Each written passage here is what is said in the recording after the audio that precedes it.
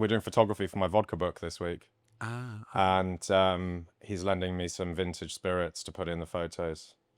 is brands. the famous vodka book with Joe? No, Is that book is now in printed, ah and I'm actually seeing Joe tomorrow, and he's going to show me the first copy because it's been a while. that has been a while. We were talking about it Was during 5 years ago, COVID, yeah. 6 years ago, Maybe pre-COVID. maybe pre-COVID, Maybe in 2019, 2020, yeah. because you were going to do all the photography, weren't you?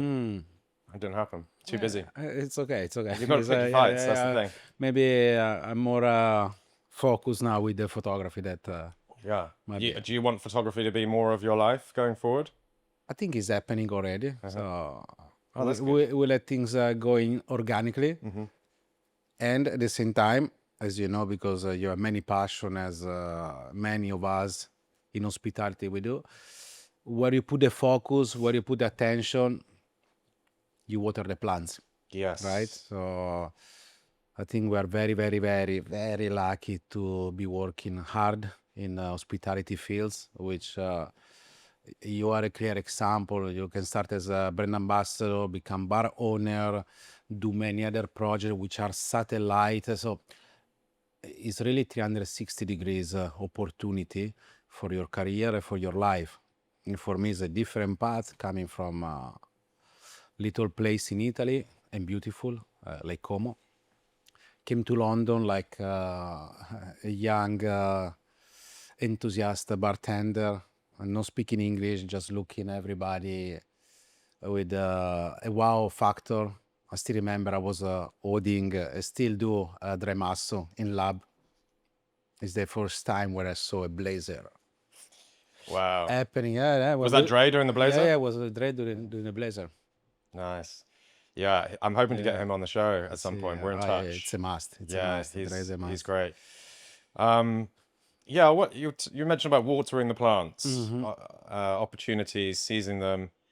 I want to get back to that later because I think actually you've hit on a really interesting point. Being able to observe what is going on around you and taking the opportunity that you feel is the right path.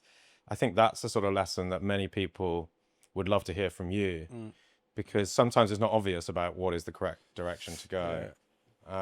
But we'll return to that. We still don't know. That's the thing. Yeah. But I guess maybe you know more the time. You know, the older you get, the more you can recognize the right path and the wrong path that you took, or maybe not the wrong path, but the path that could have been better. Yeah, the different speed of overwhelming your mind with unnecessary thoughts. Let's put it this way. Yes. So you can recognize more. You're more aware of what's happening around you, but it's really related to what we do in the Connaught Bar or what we do in a bar or in a restaurant. Because more you build up experience, more you build up attention to details and technical aspects, then you're more aware. You know, you can control more what's happening around you. You know, napkin and the table has been served or not. The drink, maybe the wash line is not right, so you need to go to the bartender and say something. You need to spot a guest that come from a day of shopping because as a shopping bag can be overwhelming to see so many things. And you even Some people have a lot of shopping bags. I bet. no, but you even don't have the eyes to observe because you don't have the basic. Once you have the basic, you are more at ease.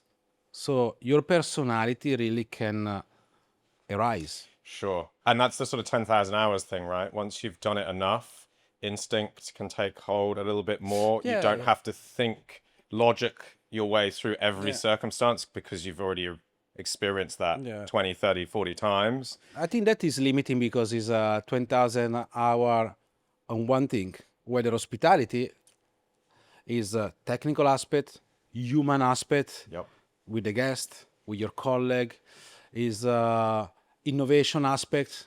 So it's not one direction where you put. It's not like running 100 meters. It's multifaceted. It's multifaceted. Yeah, Exactly. no, that's it. You're right. There are many components to it. So you need to do 10,000 hours on each one. So 50,000 hours we need. That's fun.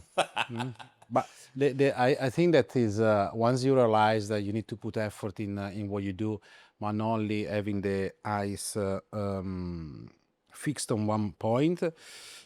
Open your mind, open your vision, look around, allows you to realize that whatever you do in your respective job, whatever training you are attending or you are asked to do that maybe you don't want to because it's too early or you don't think is relevant, everything is relevant because make you grow as a professional and as a person as well. And there, when you realize that point is when you become wiser with more experience, not only in age, but with more experience, some practical experience.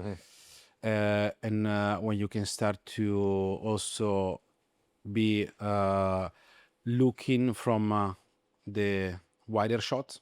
Yes, bigger picture. You can start to be a mentor for other people, which is not only how to stir, how to shake, but it's how to see, how to have a vision. I think the vision is very important, and what is here in this room where we sit in the Connaught Bar since the 8th of the 8th, 2008. There was a vision, the vision is still the same. The heart has not changed. What has changed is what's happening around outside this room. Yeah, that's one of the interesting things about bars, and I think especially hotel bars, is that they are a sort of microcosm of society, but they are quite static. They remain consistent. The drinks are consistent. The style of service is consistent. The guests change. The fashions change. The generation change. Generational change as well. Meanwhile, there's wars going on outside of this room. There's pandemics going on outside of this room. There's, new prime ministers, new presidents. Yeah, there is also, looking also the positive side, change of society. 18 years ago, if it was someone not dressed like that, it was allowed. Maybe not 18 years, maybe more than 18 years ago. But 18 years ago, we have a kind of more strict policy. Strict policy for dress code. But the society has changed. You have younger people who are young entrepreneurs and they don't want to dress up. Some want because they realize where they're going, so they want to pay respect. It's a special occasion. Some others are more relaxed, like you and me, yin and yang. It doesn't mean that one is better of the other one in any occasion. Yeah. Because we can have very intellectual conversation. Well, we'll see about that. What I say, we can be very creative. We can be very business led. So we have to change as well the way how we interact with people, and having a younger person which is not dressed up doesn't mean there is no interesting person. Sure. Actually, it can lead to discovering many things that you didn't know about a topic about life. Did you ever imagine you'd still be here after 18 years? No. How long did you think you'd last? Did you even know that you were going to stick with it? Because you came from Montgomery Place before, right? Which is a very different bar. Neighbourhood, higher energy. I mean, by the way, fantastic. I kept the braces. Like, what a bar that was. Yeah, for people that maybe never got to go there because it closed some time ago now, and obviously you haven't been there for 20 years. Tell us about Montgomery Place. What kind of bar that was? Allora, well, I need to thank Nidar Ramini, dear friend and a great mentor of mine, to believe in me when I was in Battersea, when my English was very, very broken. And but my enthusiasm really was the drive for my career and for my passion. And when they decide to open Montgomery Place in 2006, they gave me the responsibility of being the bartender. At the time, you were part of it because you were still ambassador, I think, but you were already doing. Yeah. You were already evolving your own. I think in 2006 I was bartending, but I became ambassador 2007, 2008. Because around about the time you came to Connaught. Yeah, because you came here. Yeah, sure. I was to do here a couple of trainings right at the start. with Tom. Yeah, with Tom. With a mate. Yeah. And at the time, I was when we were honoring the classic, discovering the forgotten classic, but also looking forward of what is coming next. Be inspired mainly by chefs, by Aston, by Ferran Adrian, and such a caliber. So it was really a lot of information to mix in the same shaker, to stir in the same mixing glass, and give it with a genuine message to the guest. So we really wanted to be like, it was a very small place, it was like 30, 40 seats. When it was crowded, it was alive. When it was less crowded, it was very loungy. It was almost very much like a New York style bar. Neighbourhood bar as well. Neighborhood Right? bar as well. So with the pizzeria opposite, And this the is Notting art Hill we're talking about here. Yeah. yeah, the art shop next door. So the crowd that we had was really like, for me, when I started to work in Lake Como, there was a cafeteria with a very eclectic and intelligent people and people that travel the world. They were coming to visit me, to visit the bar, not me, because I was a young guy. It was the same in Montgomery Place. You were at the center of a community that they were not only visiting the bar for the cocktail, for the hospitality, but because it was their local point of reference. And then when you need to become very humble, is saying, okay, they're coming to visit because they feel good. They're not coming to visit me. They might, they are, but the point is, the lights is not on us. Don't pretend when someone walk in your bar, on your restaurant, they say hello to you because they're so enthusiastic to be your bar. You need to say hello to them because they're coming to your home, to your home. So talking about hospitality, it's all a common sense. You knock my door, I open, I smile, I say, Tristan, how are you? Please come in. You want to sit down? You like a glass of water? What would you like to drink? And then you start to talk.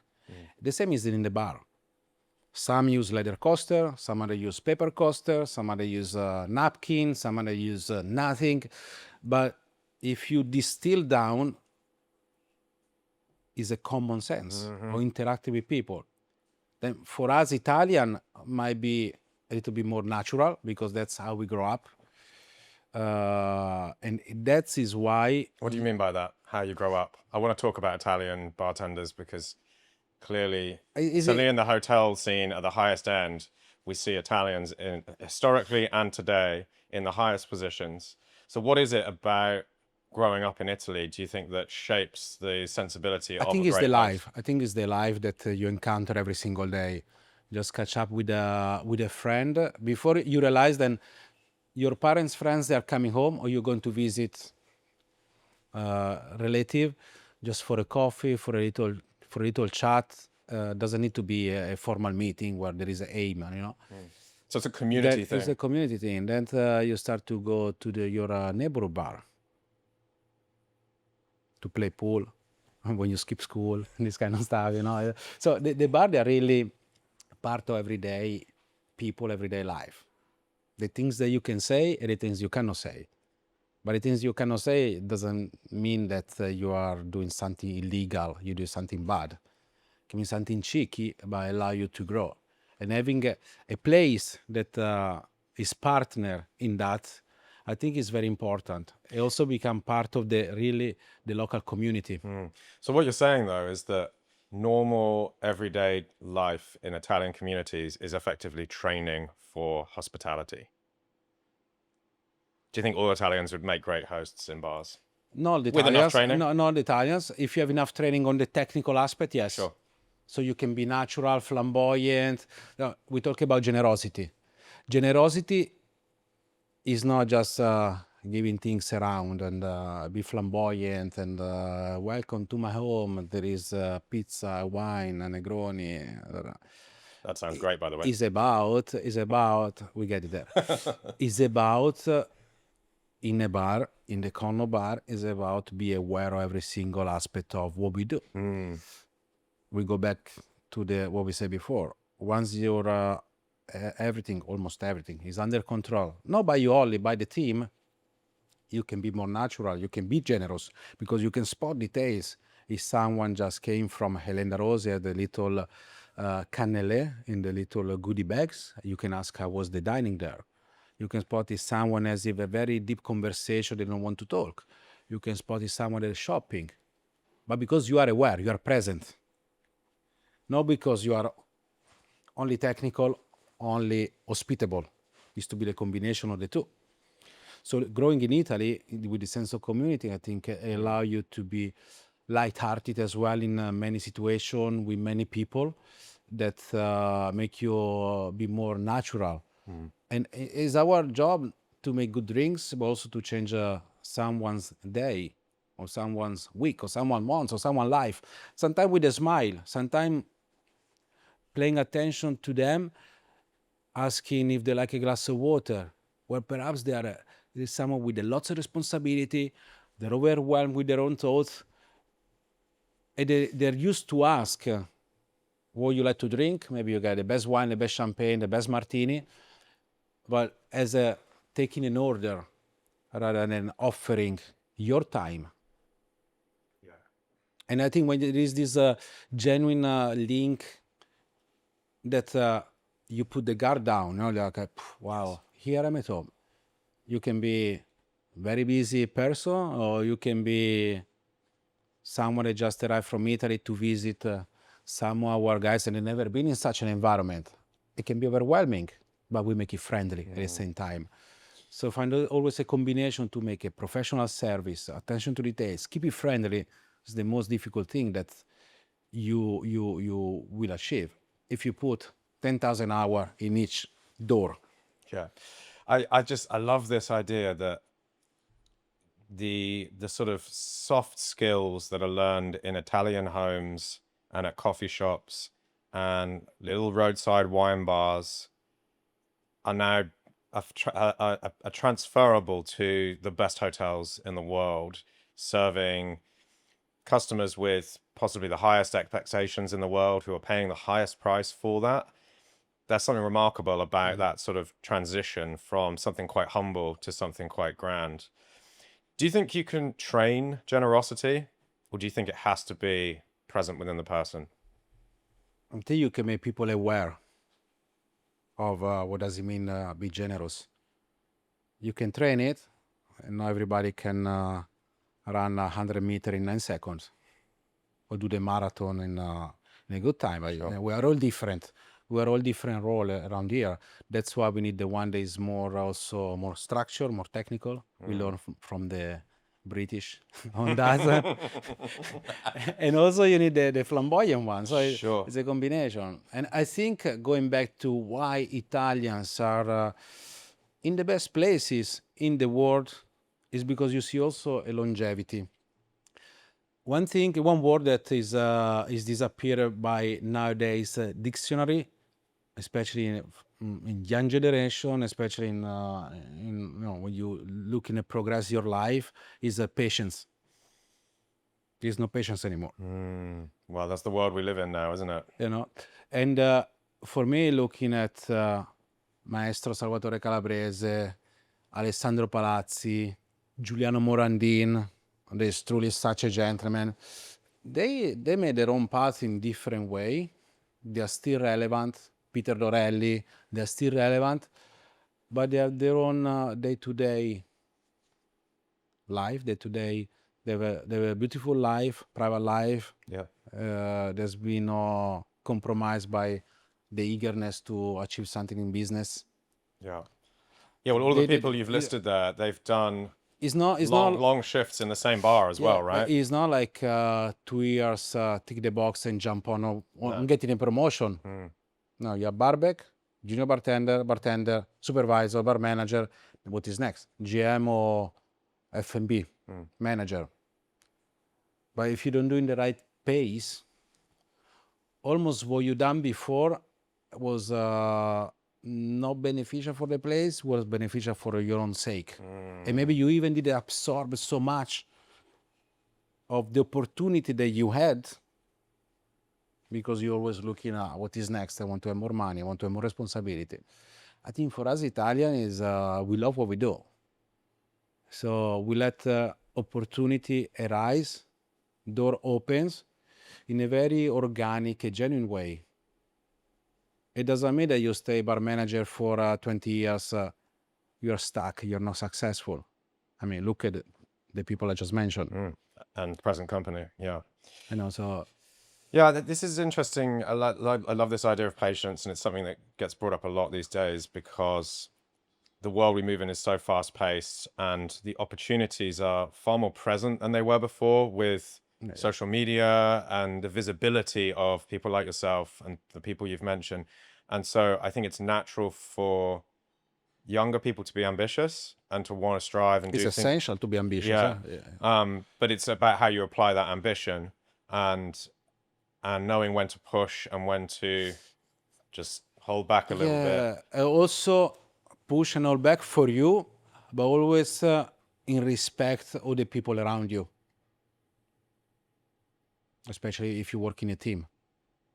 I think that is very. So not being selfish and single-minded for your own gains, but rather respectful of one everyone for around. all for one. What if your wine glass did more than just hold wine? What about if it took it to the next level? Enter the Denver and Liley wine glass. It's engineered from a single hand-blown piece of crystal. So it isn't just beautiful, it's actually designed to bring out all the nuances of a great wine. Inside the bowl, there's a raised hub with directional fins. Give it a swirl and marvel as delicate white wines whisper soft secrets to you, and bold red wines are coaxed to sing. I've never encountered a piece of glassware that affects the aroma and flavor of a liquid quite like the Denver and Liley wine glass, which is why I think it is the best wine glass on the planet. Good news is Denver and Liley are partnering with the show. Head to denverandliley.com, use the code CURIOUS15 at checkout, and it'll give you 15% off your glassware order. Denver and Liley wine glass, engineered for character. Cheers. Now let's get back to the show. What you mentioned there as well about being respectful of the space itself. I'm interested in this sort of side of things, like the bar gives you something and you give something to the bar. How do you sort of evaluate that relationship between you and the Connaught Bar? How much of this bar has been given by you and how much of this bar is given to you? Where is the push and the pull there? Because you are synonymous with this place now. I guess one way of thinking about it would be like, what would it be like if you weren't here anymore? Or another way of thinking about it would be like, what if you were at a different bar? So how embedded or how in bed are you with this bar? And where is that push and pull? Who is the dominating one in this relationship? I think there is no domination in a relationship. It needs to be, you do it with passion, you do it because you feel under the skin. You don't do it because you are essential for a place. Otherwise, it's a toxic relationship, no? Sure. And you end up either to give too much or to be taken too much or to take too much if you sit down and you're comfortable. So I think living the life every day, work and business, talking for me, with a fresh eye every single morning, every single opportunity, keep you always enthusiastic. I learn not only from Sandeep, our managing director, not only from Andreas, our F&B director, not from other head of departments or from people with more experience than me in my job, from you. I learn from the barback as well. Because firstly, they remind me how enthusiastic I was 20, 25 years ago. There was no barrier. You want to achieve something, you achieve it. So we need to let them do, but also guide them. We cannot guide too much. Otherwise, you ruin someone development, right? We learn in a harder way. It's fine. And now it's our job to take the next generation to different level. So I learn from that every single day. I learn from the floor team. I learn from everybody because the point aspect of the operations that maybe I don't notice because I'm not so present on the floor. I'm not so present behind the bar. So once you train them in what is the vision, the pillars, that you got to give a trust. So every day you learn to be a better manager, better mentor. Also, you are more connecting in what's happening in the day-to-day. So I think that's one of the points that keep me always like feel like I'm a young bartender in this place since 18 years. So there is no push and pull. I mean, of course, in the past was some different style of management that perhaps didn't understand the creative aspect of the Connaught Bar.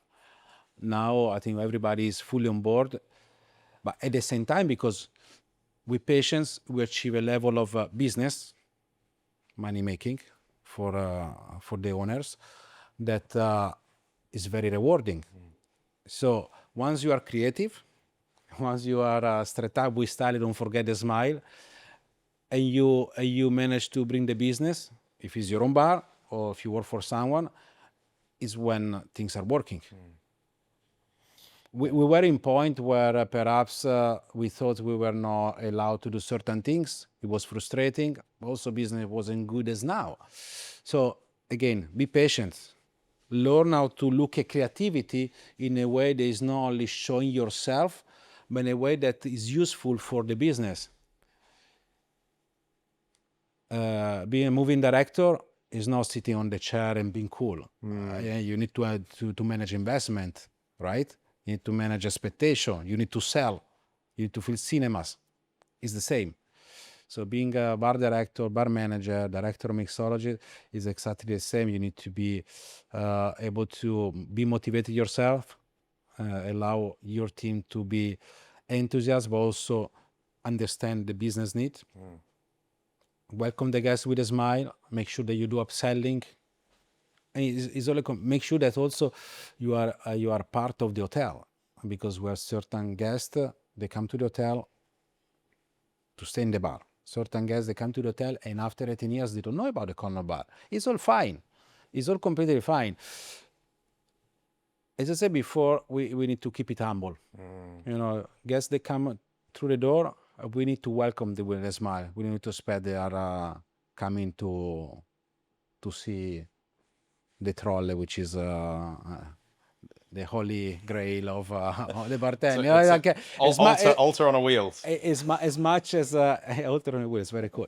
As much as happening, but that's why you need to keep it even more humble, because also once you are performing for someone, there is other 60 people around here. They either waiting for the service, trolley or no trolley. They look in your behavior. They look in other guest behavior.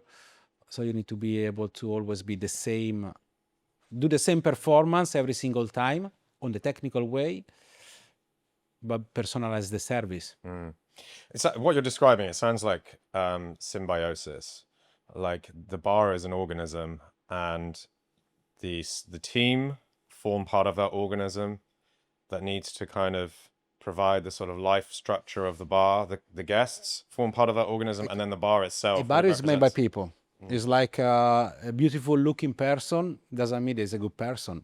A beautiful looking bar can be just a beautiful looking bar. Sure. How many there are around the world? Yeah. And then you walk in and the service is not great.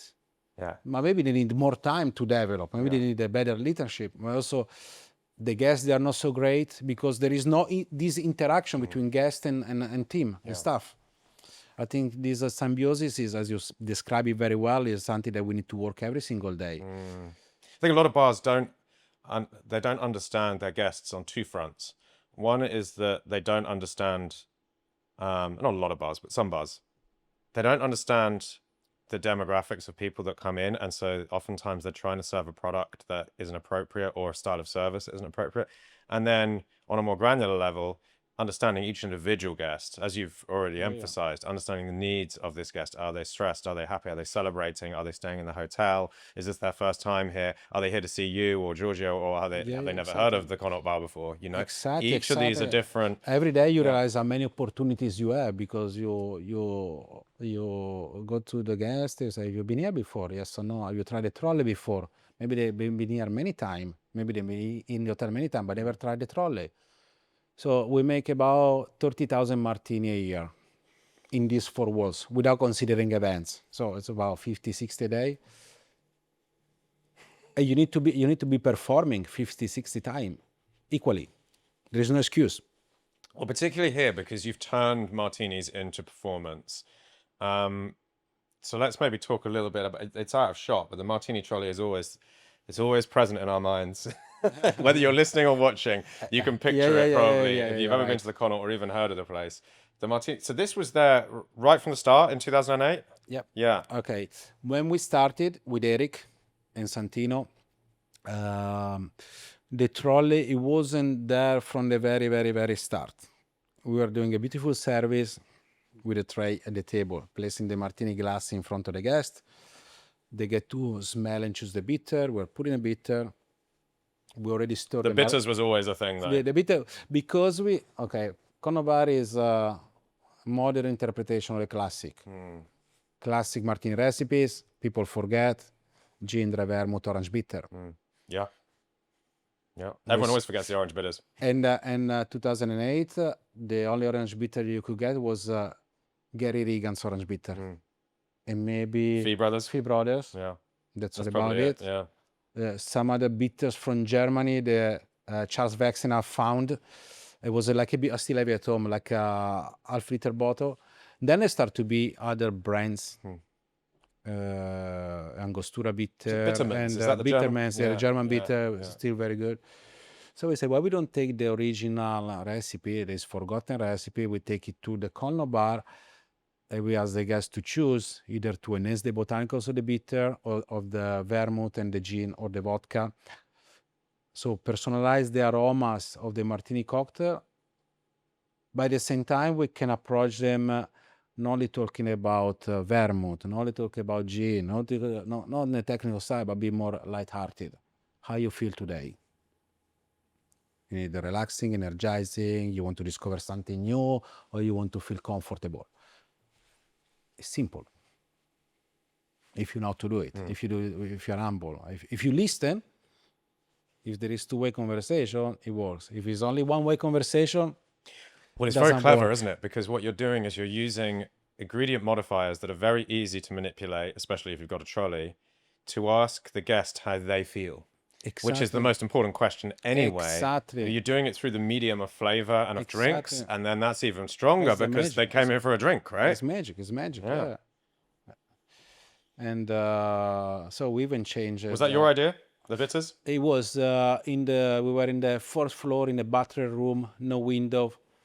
June 2008. It was hot as hell. The year I still remember. The air condition didn't work, and we managed to put a fridge, which is cool because you can store ingredient. Also, a fridge produce heat. Makes it even hotter. Can you imagine what? So Eric was working at the Sanderson Hotel at the Purple Bar at the time. He was coming either before or after shift, most likely before because he was working at night. And in there we created the first menu of the Connaught Bar. But no Google, we had the BlackBerry phone. Yeah. And maybe it was only Wikipedia, or we could go on eBay to buy the books. Yeah. With our, When they were still cheap. Yeah, exactly. We had our selection of books. Gary Regan was the most modern books, and the books from Jared Anastasia, Yeah. and the rest was vintage books. Yeah. So that's what our encyclopedia, where we got inspiration, and we made our own. So everything always happened in the Connaught Bar has been a combination of like-minded people. The other drink that springs to mind, maybe we'll get back to the Martini Trolley again in a sec, but the red snapper with the celery foam on top. The Bloody Mary. Bloody Mary, was it? Yeah, I thought it was yeah, a red the snapper. Bloody Mary. Right, yeah.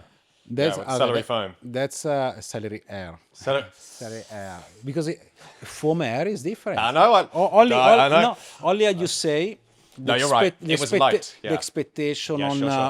on the palate is different. Yeah. That's a way. Stand corrected. No, but that's again how you word, how you describe a drink. Of course. Is important. Yes, absolutely. Air says light. Foam says, ooh, a bit creamy. Yeah. Verbiage is very important. Yes. Oh.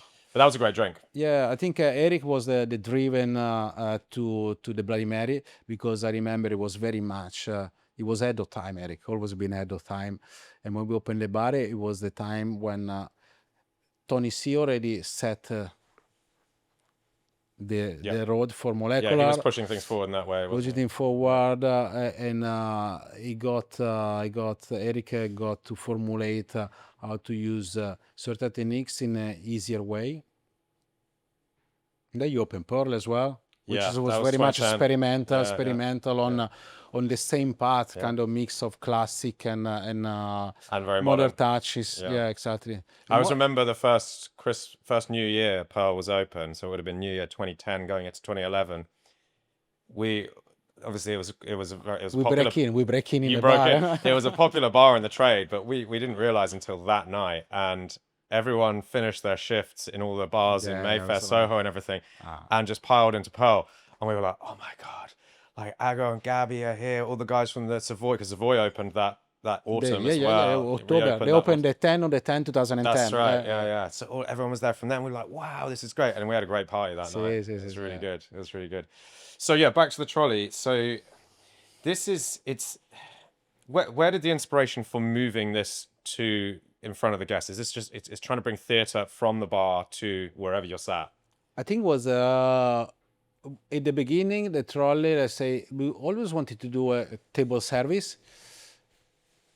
Trolley came into play. Yeah, we got lost a little bit in the conversation. Okay, well, getting lost is what we do. That's so. why I needed notes to follow, you know.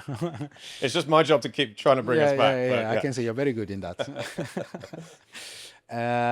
And the trolley became, I wouldn't say as a necessity, but as a way to make the same job with one person only. Because with a tray, you need one person plus another one, one keeping, one pouring. I tell you, if you're poured the martini in front of you where you're sitting, it's very cool. Yes. It's very good. You're like, wow, looking up. You're looking up, you're looking at details of the bar that you don't notice otherwise, no? Such as the ceiling. Yeah. So we decided to make the trolley, but very shortly after we opened, because the martini didn't mean to be the signature of the bar, because it was too classic, right? With all the respect to Dukes as well, we didn't want to make it look like we were copying anybody. And also Giuliano and Simon and the team at Dorchester, they were doing gin and tonic with similarly with bitters, with aromatics element. Oh, I didn't know that. Yeah. So yeah, we got inspired by everybody, but we made it our own. So finding inspiration doesn't mean to copy and paste what other people do. It works for them, but take bits and bobs, translate it, iterate in what works for you, for your guest, and to be keeping the pillar of authenticity very strong, make it work, as you said before, relevant to the style of the bar. Well, nowadays, after 20 years, if we make a tiki cocktail here, might be cool because we can. Because we're we can.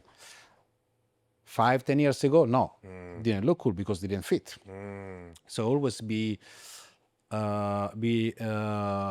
keeping the sight on authenticity, keep it relevant to your place.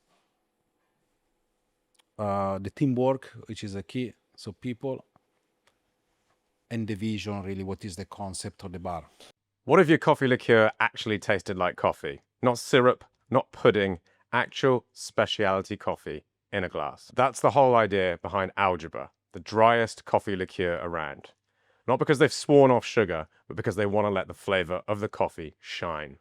And it's cracking coffee too. Carefully sourced, roasted with intent, and then blended with pure cane spirit and sugar.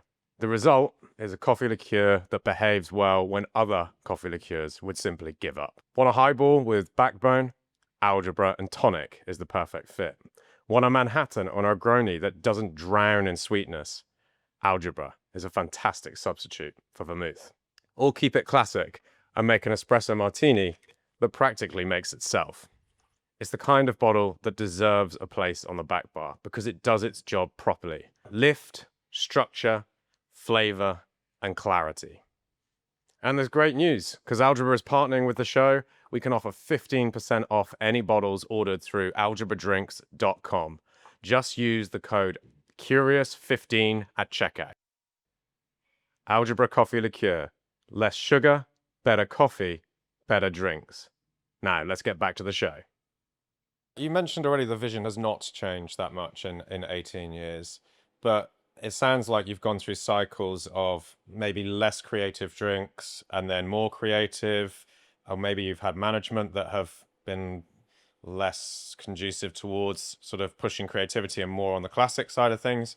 So how has it changed? How has the vision changed, and how has practically this bar changed for a guest who may have been coming here for the last 20 years? I think the creativity is very fine words, because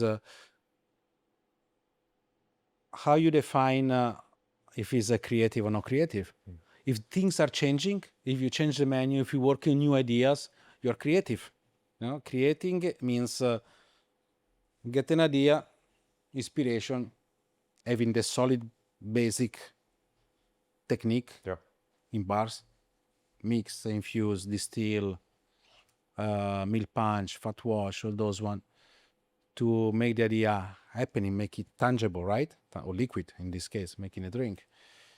So yeah, in the past we had periods that were better than other, but doesn't mean that we stopped the creativity. We always kept the evolution ongoing, how we slowly evolved, no changes. So if you look at the book, you have the Connaught Bar book, you have it, yeah? Of course. If you look through, if you flick through the 100 cocktail, you don't see different style, different things happening. They look like all the drinks that are in this menu, on the menu 18 years ago. But the creativity that we put inside, which is hidden, which is in the back of the house, Yeah. the guys 8 hours a day doing, is in the how the bartender set up the bar, is how the floor team manage the floor and also give contribution into elevate a drink service experience. This is all creativity. Okay. So Yeah, I agree with you. What about if we take the definition of creativity to mean, innovative. yeah, and how far removed from classic? How has that changed over the years, and where is it now, do you think? Okay, we tend always to keep it to something that people understand, related to classic, but doesn't mean that we always need to say this cocktail is inspired by aviation, Bloody Mary, daiquiri. Because our guests, they know who they are, they know where we are in our journey, they are part of our journey, so we always take inspiration for what was before. Yeah. And we take it to the next level. Innovation, again, innovation can be, it's not only the technical part of innovation that is important, it's how you innovate the way how to do the service, how you come up with an idea of a special menu in order to increase the sales, giving something very unique for you to the guest. It's how you work with brands to make something which is, the guests are our clients, we are the brand's clients, Yeah. because we buy from them, right? So how we want to work with them in a tailor-made experience as we work with our guests. So every activities that we do is not like a copy and paste as you see in other places. This is the way that you set up the excitement within, and set up the expectation of excitement for the people, the guests, the visit. Yeah. That's how you keep the innovation alive. And maybe, yeah, you've been around the world like me. We've been in places where similar to the Connaught Bar, 5-star luxury, and we've been in places like in Oaxaca where they don't even speak Spanish. They only speak the native language. Yeah. You got the same out of it? I would say yes. Yeah. Yes, in terms of your own inspiration, you cannot quantify, you cannot write it sometimes, but you got some sort of inspiration. Then you translate it into your own purpose. Yeah. Yeah, I mean, I think you'll agree that the beauty of hospitality and of bars and restaurants is the diversity and the fact that you can have 5-star luxury and you can find inspiring, valuable things in those places. But equally, you can be in a kind of cafeteria in Oaxaca or Colombia, where you're off to soon, and you can find great warmth and hospitality, and maybe it's simple drinks, but they're different way how to use an ingredient, or how to dress the glass. Exactly. Who knows? Yeah, style of service, anything can be inspiring. I think it's the beautiful thing about experiencing bars, and it's the beautiful thing about working in hospitality. There's always something to be found from great places, whatever that great place looks like. We always say Connaught Bar, any bar, restaurant is a home away from home. Yeah. For the traveler, no? Yeah. Well, I mean, that's what bars are supposed to be, right? So if you visit the bar, a Connaught Bar, you may have aspects that make you feel at home. or they make you aspect that you discover something new. But it needs to be always those 2 points in the recipe. Sometimes more the other one, sometimes the other one. Sometimes more the classic cocktail, sometimes more the innovation. Sometimes it's more something very unexpected, and sometimes is basic gesture. This is an interesting point you're hitting on here. Find the balance always between technicality and theatrical aspect. Yeah. Is one of our ethos. The trolley, go back to the trolley. I'll take you back to the trolley Thanks, now. that. Is one of those Thank one. God someone's keeping this conversation. Trolley, Martini is a Martini. Is a slow frozen ice. Is a vermouth blend. We were the very first bar to do a vermouth blend. So the final assemblage can match, the bouquet of the final assemblage can match all the botanicals of the gin or all the style of vodka. So we don't stay 1 hour to talk about such a vermouth with such a gin. As we did in 2006, we wanted to make more expedite. But I only learned because I had the feedback from my manager, from the hotel manager here. Not because it was my or Eric idea. It was our idea to translate the need into the drinking experience, into the guest experience. It's very important. Slow frozen ice. I think, again, Tony was the first one to use the ice block. And then we got inspiration from that. We saw that was possible. So we all started to produce our own ice. We gave inspiration to people that are making a lot of money selling frozen water now. And is the gin, is the vermouth, is the bitters, is it's there, but it's the way how we make it with confidence, but also with friendly manner, and taking care of the stirring on the martini and the pouring. The pouring we always want to do from high because we believe the aeration is the key into extra aeration is the key when you pour a drink, like when you do sherry service. Mint tea service or other beverages such as cider, the aeration. But also we wanted to make it elegant. It's nice to watch. It's engaging, even without talking too much. Again, silent communication is very important. You mentioned about the Connaught being a home away from home, and yet it is a very fancy hotel bar. How do you kind of balance the warmth of hospitality with the perhaps potential for intimidation, expectation, the fact that it costs quite a lot of money to drink here? How do you make guests feel calm and settled and at home? With the professionalism and friendliness. And friendliness is related to the one that never been here, maybe they visit for one lifetime experience. They save money for 1 year to celebrate their anniversary or to fly from Italy to do a bar tour. Is my phone or your phone? It's mine. So annoying. And but also the one that can visit every day. So be friendly for you that visit every day. You have something new to notice every single day, feeling comfortable, feeling like you are at home. But also be very friendly for the one that never been in this environment, like our relative, family, and colleagues coming from humble places in Italy, never been here. How you make it look wow, but at the same time that they feel as well welcome, almost like if they visit their local bar. In some sort of sense. Can you speak to the history of the Connaught Hotel? 1815, opened as a Coburg Hotel. Only in, if I believe, 1897, it became like a, let's say, public hotel, but always frequented by royal families, lots of American guests. 1914, for obvious political reason in the area, the Coburg Hotel became the Connaught Hotel. From German name became a British name, and always been a place where somehow the magic has happened.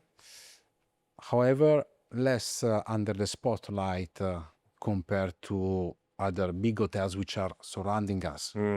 You don't see paparazzi. You never seen paparazzi. You rarely see this name mentioned in important people life history, because the Connaught is private. The Connaught is very cozy, welcoming. You don't want to be seen because you know you can put the guard down, you can relax. Now the van moved. If you look across the road, Southern is probably the oldest cigar shop. And Winston Churchill was one of his residents, was around here.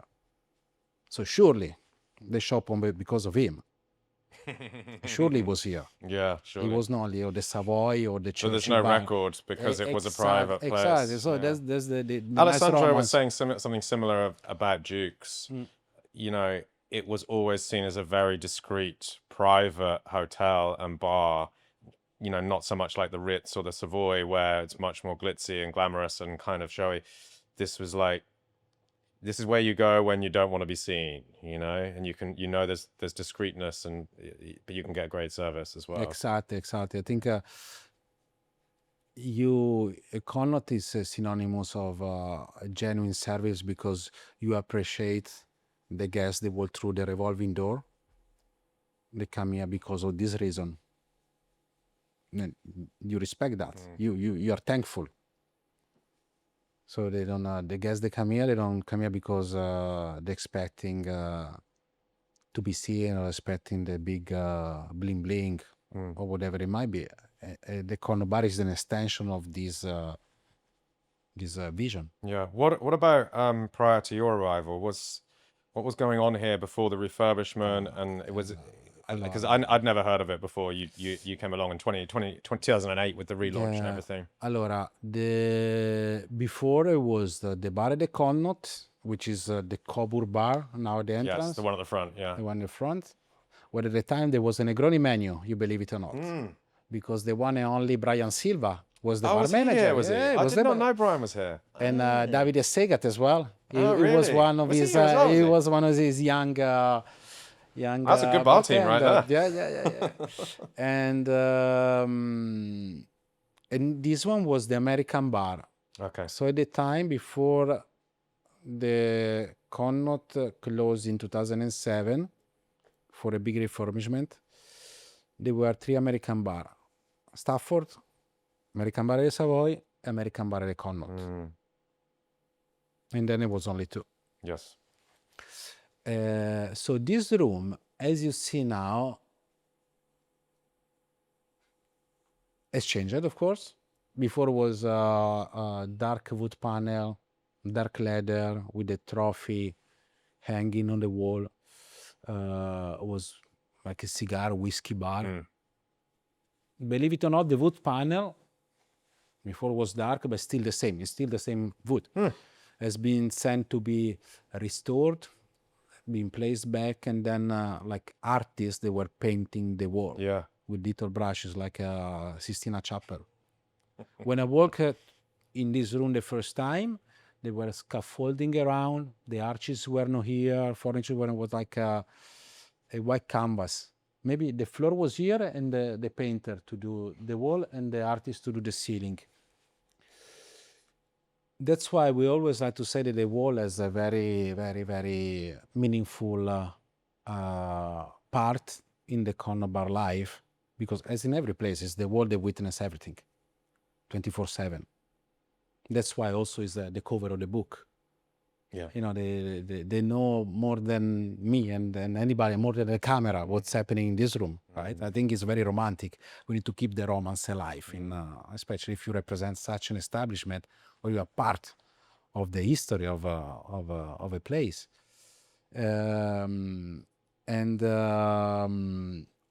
Here was a chimney. They managed to... A chimney? Wow. The entrance for this room was here. Okay. The clock that you see there is original, but it was here because the bar was here. Oh, the bar was there, right. So you see the vision of the ownership at the time was really to create something that could last the taste of time, to make something cool, glamour in a way that was fresh, elegant. That's why the vision from the beginning was tradition and innovation. The old Connaught keep the heart of the service, keep the heart of the celebration of hospitality, but make it relevant for now, make curious the previous generation, but also engage with the new one. And the Connaught Bar represented a little bit this ethos of the two extreme. I see. The past and the modern together. So it's not my idea. It's not me and Eric and Santino idea. We follow the direction of a vision, and then we add our own bits. No. Sure. Yeah. And your bits have to reflect the room as well. How much has it changed over 18 years? It feels like the same bar to me, but I imagine there's certain things that have been tweaked and changed over time. Certainly it has the same vibe to it as it has for the last The 2 hairline went up a little bit. There's a lot more glass plates on the back bar and glass and other plate, yeah. collected awards from over the years. I think awards is that there is a good window for the guests. They are part of our journey since the beginning or halfway or recently, because it's a good storytelling. I think is a way how they feel proud of be part of a success, such an award. It's not a goal for us.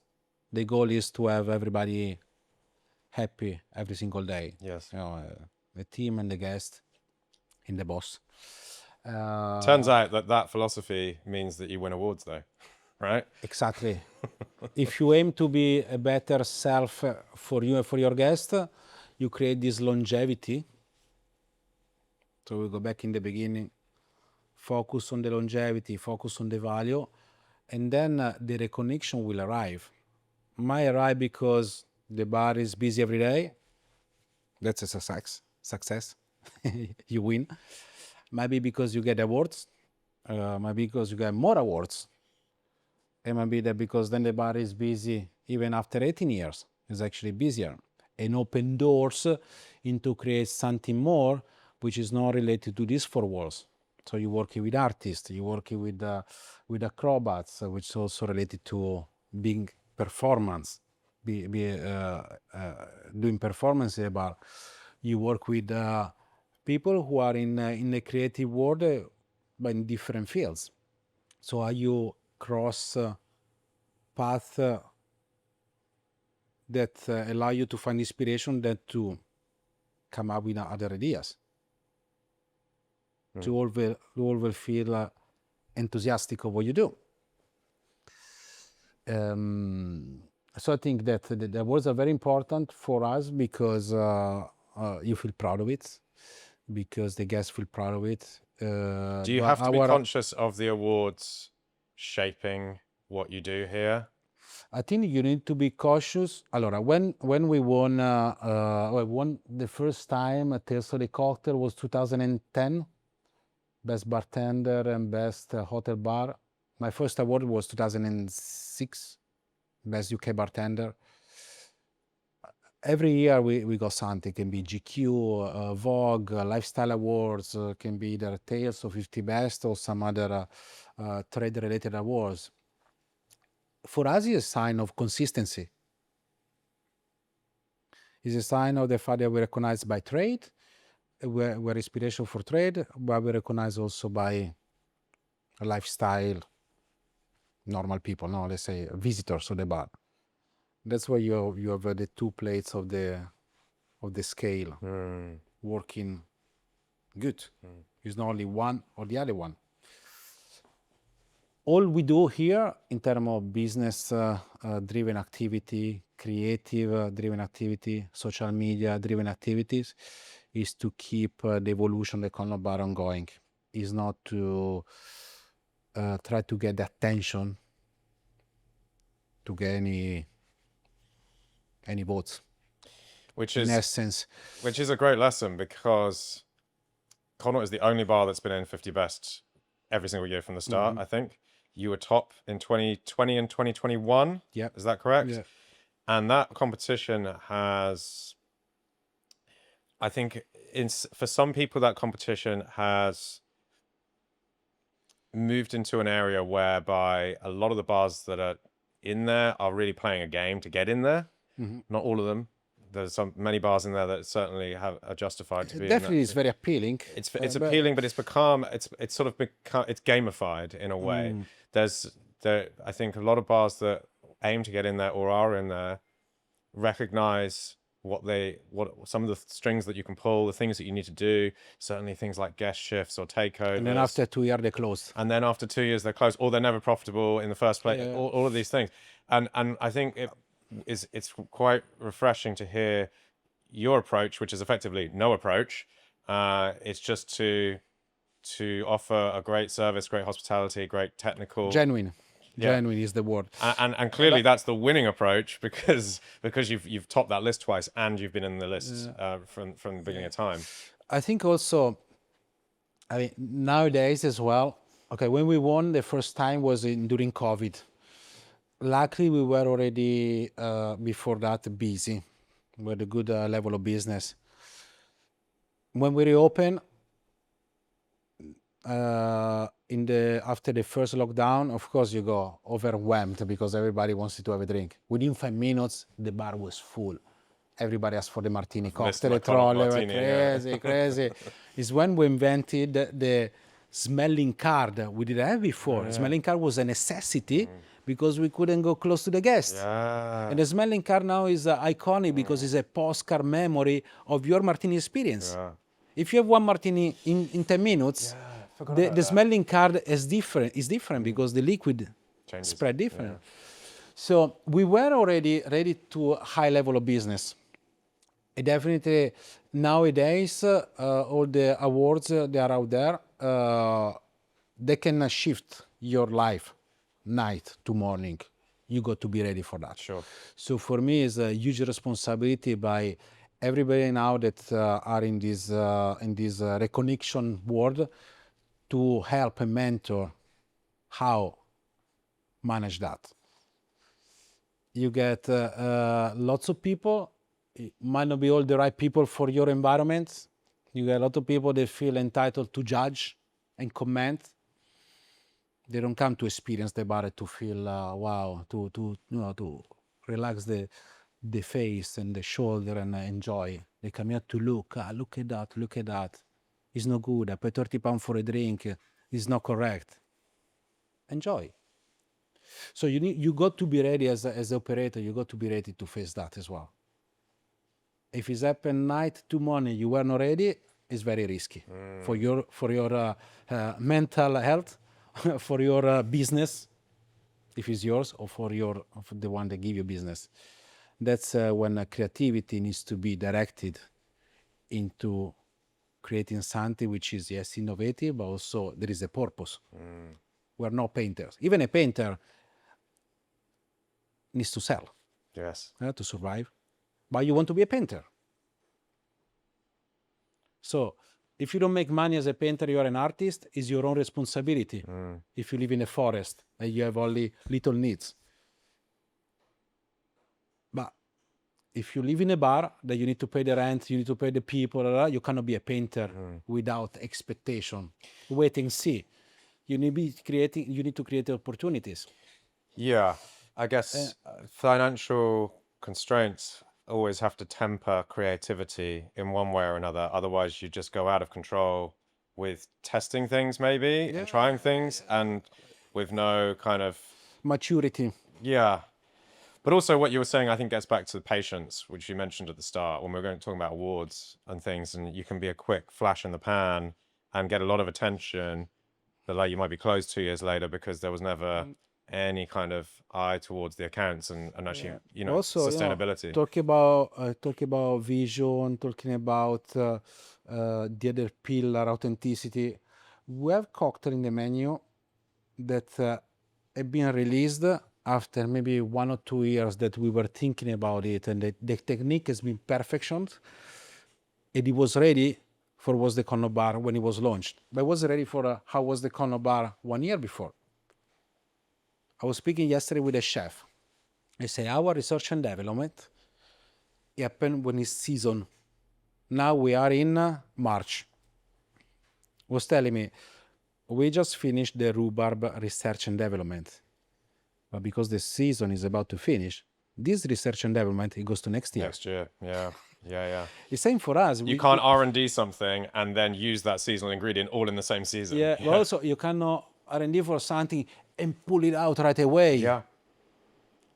Save the bullet. Yeah. Make sure that is perfect, but not perfect of how it looks and how it feels. Perfect for what's happening in your body, your restaurant at the moment. But you need the security of longevity in order to play that game. So if you're thinking a year ahead, then you need to be pretty secure that longevity. Yeah. Longevity. Yeah. Day-to-day enthusiasm and longevity. You cannot do one or the other one only. We always say that we have a drawer full of creative ideas, but it's always full. We pull it out at the right time. But some people might say, okay, that's good for you because you've got a 5-star hotel that charges £1,000 a night for a room and you charge £25 for a martini or whatever it is. You can afford to play the long game because you have budgets and all this kind of thing. Whereas I'm an independent bar owner. I'm not talking necessarily about me, but I'm an independent bar owner who's listening to this. I'm just trying to pay the bills. What advice would you give to someone like that, especially in the current climate? And I realize that's a tough question. Yeah, no, I think that, for certain aspect, we don't need to look at certain detail of the business and the day-to-day, even though when you see our P&L, we have a lot of cost. Sure. It's not that we don't pay the rent, we are free to stay in Mayfair. We follow really what is the economic situation as well as many other, especially because we rely a lot on what's happening in the hotel and in the economic climate around the world and in London. It's also true as well that there are other hotel bars that did have the longevity as we do. It's true they are independent bar, they have the longevity that we do. Yeah.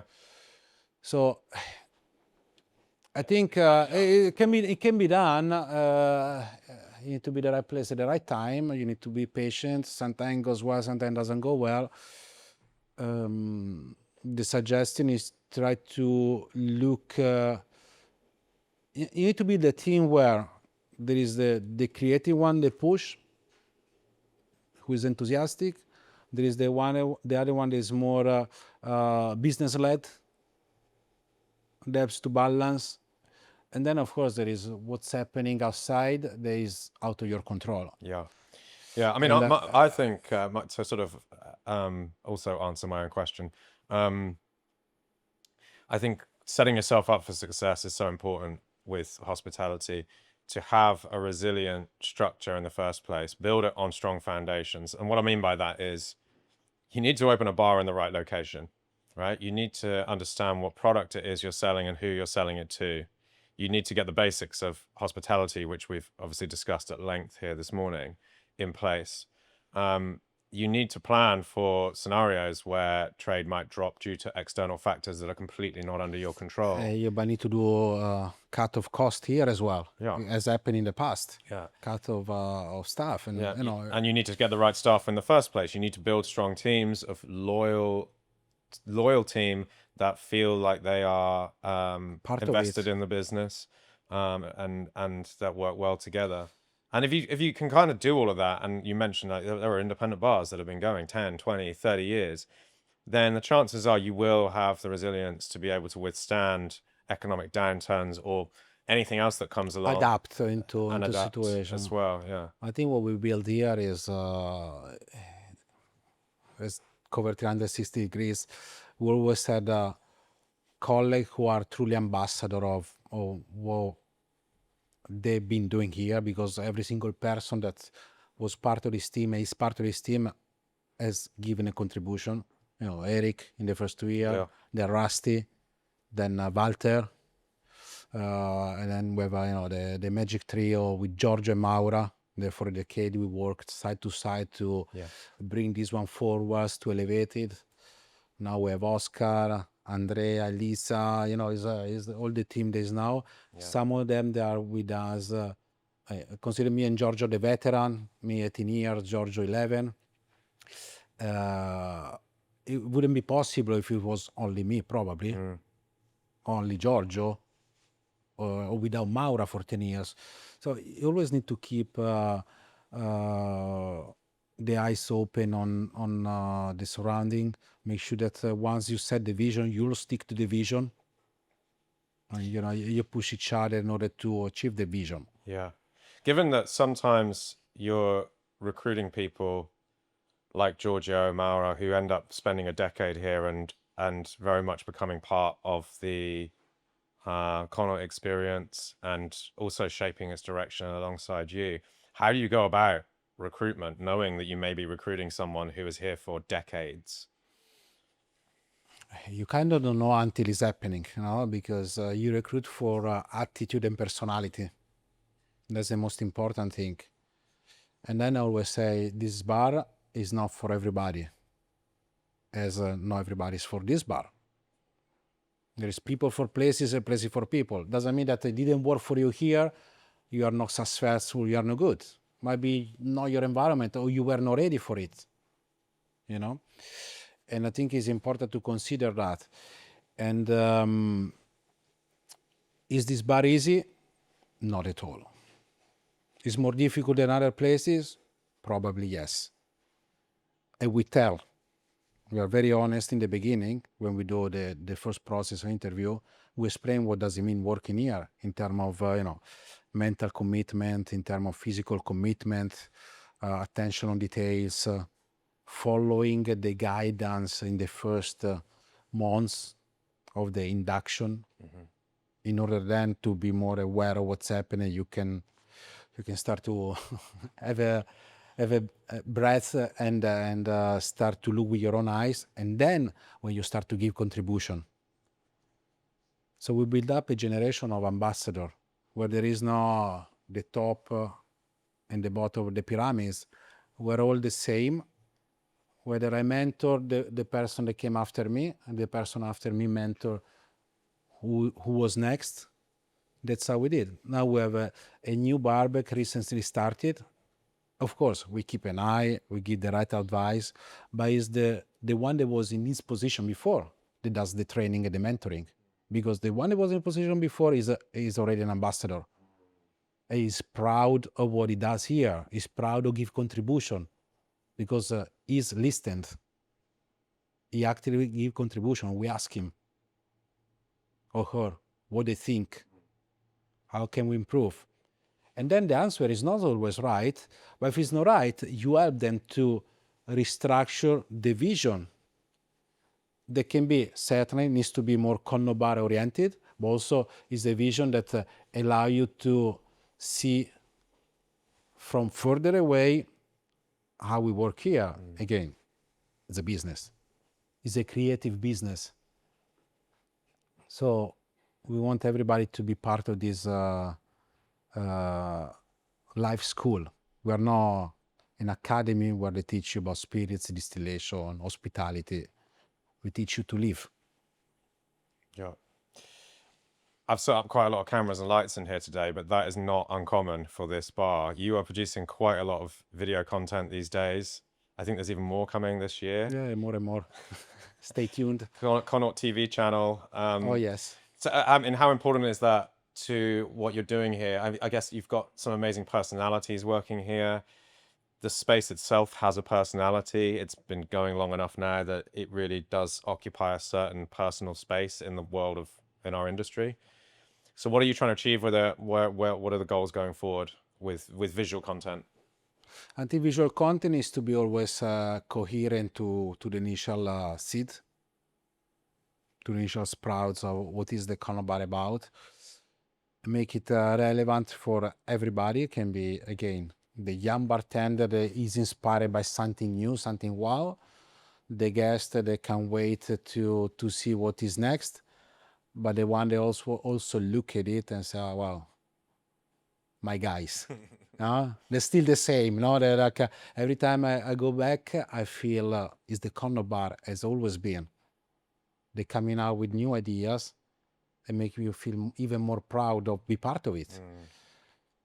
So as I said before, we're going very much into the, as many other aspects of a creative industry, into the culinary sort of avenue, not because we're becoming molecular or we're using more food-related ingredients, but we see even more the synergy to relate ourselves to our chef can run their own place, their own business, their own communication.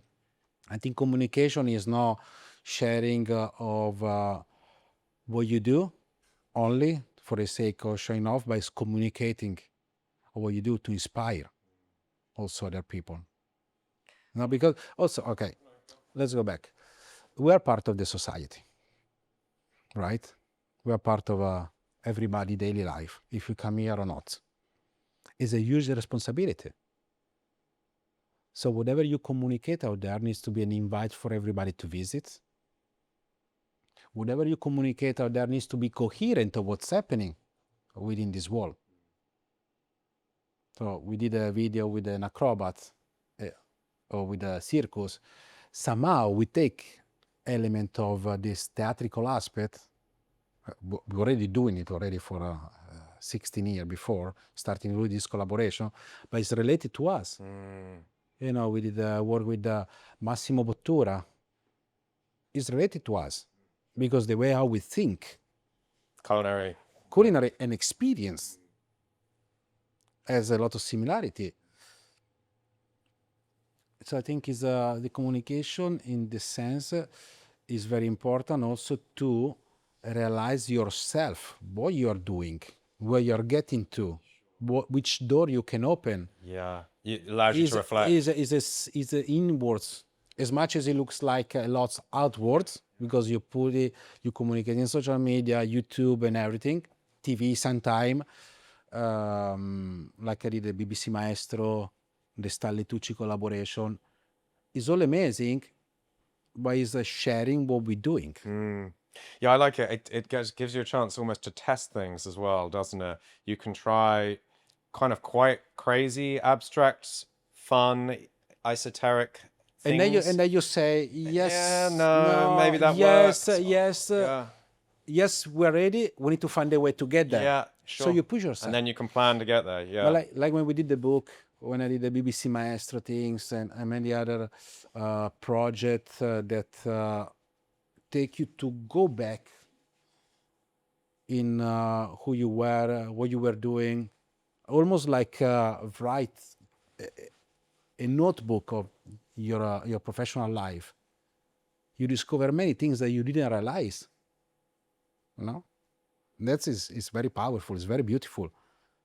Yeah. What I love about your visual stuff that I see on Instagram is the presentation here. You always look, everyone looks immaculately dressed. It's suits, it's ties. And as a freeze frame, you might think, well, this is, you know, formal 5-star service. And of course it is 5-star service, but a lot of the visual content you produce is very playful. It's fun. And so there's this great juxtaposition between the suit and the tie and a little bit of fun, action, exactly. And I think that's a nice, that's a beautiful thing to see for guests, potential guests, people who are familiar with the Connaught. It reflects us, because here is what's happening. We're professional, we're fun, and ultimately when you visit the bar and you walk out with a smile, hopefully you feel elevated. Besides this bar and hospitality and all the things you do amazingly well here, what brings you joy in life? Nowadays, more normal things of daily life. I start to understand more like how the journey is much wider than work only, even though our profession takes us everywhere and make us discover things and places and people that normal people with normal job, even with high position, cannot do. So we're very, very lucky. I think the photography is something that is a drive for my passion since ever, but it's becoming more and more solid, you know, like it's finding more realization. It's crystallizing. It's crystallizing, exactly. So I did a few exhibitions in Germany. One is still going on. We did last year an exhibition here in London with the title Martini Icon. I don't know when this episode is going out, but we will have one in Milan in April, Martini Icon, and one in, hopefully, it's not confirmed yet, but hopefully yes, in Madrid. And we're looking to New York and other opportunities. So how passion is related to you is important, because is a switch off of the intensity of life, but at the same time is always with me, because I always had the camera with me. I can take a genuine moment, can be in a bar or can be in the forest or in the mountain or on the lake. Doesn't need to be always hospitality related. But when I feel, I don't know, something calling you, a connection, an emotion in a certain moment, or you see that something is about to happen and you take the camera to your eyes, I think is like it's one fraction of a second, but it's like pulling out and having a long meditation. And this one is, I think, is a gift, not the gift of taking good photo, because photography, like making drinks, is about practicing. But it's a gift to be able to have this other passion, which is very strong, which is not only related to work, which is a huge passion of mine also, stay with people and everything. But also you realize at the same time, because it's part of your life, that whenever you encounter somebody in the bar, outside in the street, or when you travel to do guest shift or presentation, that there is this sparkle that you can perhaps initiate to someone, is a sparkle that can be a big flame. You can give inspiration to many people. So thanks to photography, I realize even more how important is our role in hospitality.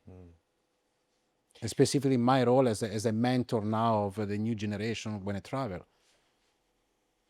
Yeah, I think also I love the photos I do. Yeah. And when you print them, it's like when the print is well made. Do you do your own developing as well? No. Alan Schaller is a dear friend of mine, probably one of the most relevant black and white photographer at the time. He launched his app Iris. You should check it out because also you are an eager photographer. He gave me in touch with the Metro studio. They now moved to Fulham, to Genesis and Metro, where only the top artists print. Now, top artists, I say top artists, such as Mario Testino and this kind of people. So for me, be already part of that process is wow, is it real? And when I see them, John, when he prints my images, also give me feedback. How we need to adjust this one and that to make it more relevant and adjust the tone. I mean, once you print, you put in the frame, and you see in someone home or in a gallery or in a bar where the exhibition is that you live back the journey. By the same time, it's the same as a cocktail. It's in front of you. You don't need to talk about a cocktail. You relate to this drink based on your own experience. Or you relate to it based on what the bartender or the person tell you. Photography and painting, you can relate to it if nobody explains in your own experience. Exactly. You have your own... it's a two-way thing. Your own story. Yeah, it's a two-way thing. By someone explain, you see the artist's point of view. Sure. So having my photography around, I mean, for me, remind me the moment, but also I like to see how people connect to it. It means that when I do the image, that the sparkle of emotion is still there. You know, I know it's pleasing. It's not ego. It's pleasing because you feel how this butterfly effect of an emotional response. Passion that we have is spreading around. Yeah. And as much as we're making only drinks or make only photography, it's probably some of the most powerful way to inspire people. Yeah, well, I was when I had Remy Savage on the podcast, we spent quite a long time talking about whether or not drinks are art, and obviously, as you know, he's deeply philosophical and very much into art as well. And we were talking about, you know, the intention and then the experience, the emotional response and everything. And I mean, you're absolutely right with photography. There's the intention of the photographer and or the artist if it's a piece of art, and then what emotional response it drums up inside of you and how you connect to it based on your experiences. To a certain extent, a cocktail or a photography, if it's not abstract or combined with other technique, it's easier than art, because art there is also something else, which is shape, another aspect that you might not understand at all unless someone explain it. By photography, a cocktail is there. You look at it, you touch it, you smell it, you drink it. You know, photography is there that you feel in the situation, if you like it or not. Yeah. Well, when you're talking about photography and meditation, I wonder if there's a connection there as well. I mean, if meditation practice is the sort of pursuit of cutting out the static, being in the moment, removing the voices, and being present, photography is kind of that in physical form, right? You are just taking a single moment and capturing it, and removing everything around it, all the context. But you are part of it. But you're part of it. It's like when you do yoga. It's not that you walk out from the room and when I do meditation. You finish the meditation or you do 4-year meditation, you don't become a better person. Your character is your character. You train how to stay in a situation. Sometimes your thoughts they are cut off. Sometimes their thoughts they are still going, but you learn how to stay there. And the thought doesn't mean they are always bad rumors. Could be good thoughts as well. Why not? You know, life is good also. And the photography is the same. You're there one moment, you get excited, but then you need to keep working, keep doing the event and things. So is how you keep fed of good vibes. Good vibes, yeah. I mean, it's all vibes at the end of the day. Okay, final question. Let's imagine we're here in the Connaught Bar and we're in a time machine. Just you and I, we get zipped back 18 years, this same position, and a young, very young Agostino Perrone walks in to set up the bar. You walk over there, what do you say to him? Young man, you have a big responsibility. Do it with pride. That's what I would tell him. And that's what I felt when I opened this bar. Without setting the goal, without setting the vision, without setting the pillar, if you feel something, stay with it. It's easier, probably not. Takes time, definitely yes. But it's your journey. It's only yours. It's not nobody else. It can be 3 people in the team, 17, 500, but it's you is you. As you become part of your own journey, you're a better person every single day, you become part of other people's life and you can grow together. So it's your own responsibility to be responsible of yourself and the people around you and to hold such as amazing space. Agostino Perrone, thanks so much. Grazie Tristan. Grazie mille. Salute. Now off camera we make a martini. Because I saw the episode you made with Jake, I think. Oh, we drank too many martinis. Yeah, no, way too many.